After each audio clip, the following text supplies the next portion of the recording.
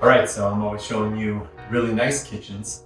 Let me show you one that's not as nice, and let me show you why it's not nice. And so that way, when you are making your decision to hire your own remodeling contractor, you can see what good craftsmanship looks like and versus what not as good craftsmanship looks like. So let me show you. Okay, so I'm gonna start with this microwave. I'm 6'2". This thing is super high. Normally a microwave should be even with the bottom of the cabinets. They must have just had one size in here, and so they just put it in there instead of making like a filler so that they could bring this down farther. The best thing to do would make a custom cabinet that's the right height, but let's say you couldn't because you got, you know, some flat pack stuff or pre-made things or whatnot. So you just make a filler above it, and then that would push this down so you'd have it at the correct height, which is normally at the bottom of the cabinets. It could also stick out a couple inches below.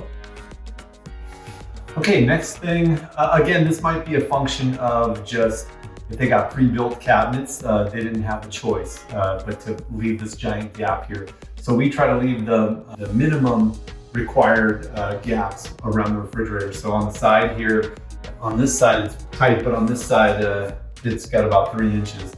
And then on the top here, it's got about 7 inches, maybe 6 inches. You know, we would have the cabinet around this height. It just looks like a giant hole. All right, so this baseboard and toe kick is just a hot mess. They went with a baseboard for, you know, your normal wall baseboard like you have over here. So they did that around there. Their toe kick here is got an unfinished end on it. They put some other piece on here. I'm not quite sure what that is, but it's all messed up. And then you can see the panel is separated here. It wasn't installed very well. You can see the nail holes on the side. There was not putty. Normally when you nail on a finished end panel, which, you know, you're better off to make it custom or a semi-custom cabinet would come with a finished end panel if it was ordered correctly.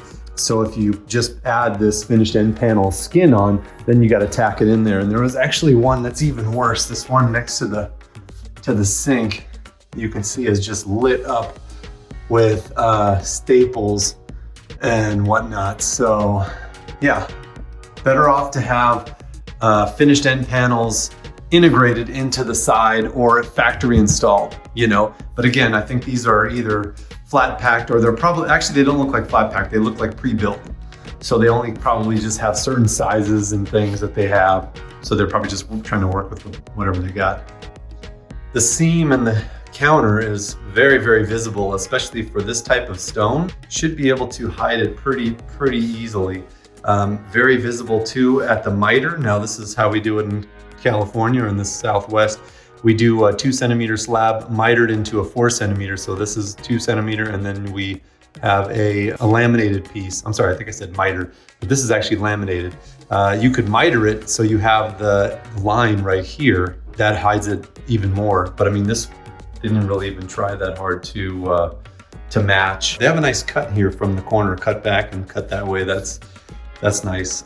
Except that they didn't put the stove has got too big of a gap. See that? So they didn't. Got to measure twice and cut once. That's why we do that. Again, really bad seam over here. You know, those seams should be almost invisible. We also have a bathroom in this house. These are really flimsy, cheap shower enclosure. You can see that these are the exposed wheel kind. These are expensive when they're the nice kind. This has 1/4 inch glass, not 3/8, so it's thinner glass. But I mean, look at the way that this thing just rocks back and forth. This angle too, it's like it's off. It's not square, so it's just literally just hanging off there.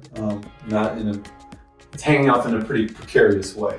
We have an unfloated shower wall. You know, normally you would float a shower wall and then you trim it out with something. This is done with some kind of a backer board, and I can show you because the wall kind of kicks out at the bottom. That's probably how the wood was. There's probably a stud at the bottom there or maybe some plumbing that's kicked out. If you had it floated, you could float the top and make the bottom a little bit thinner so that it would be flat to the surface and plumb to the surface on the front of the wall.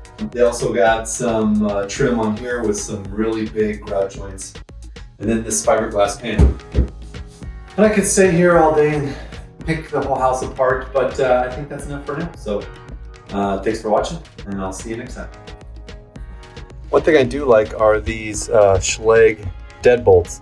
So they have a keypad to open them up, and to lock them you just press the center button and then you lock it, and then when the light stops blinking, there you go, now you can unlock it, and now the house is locked. So that's kind of a nice way to lock your house up and not have to take your keys with you. Or you can also give people the passcode, and you can change these passcodes, and they're pretty functional.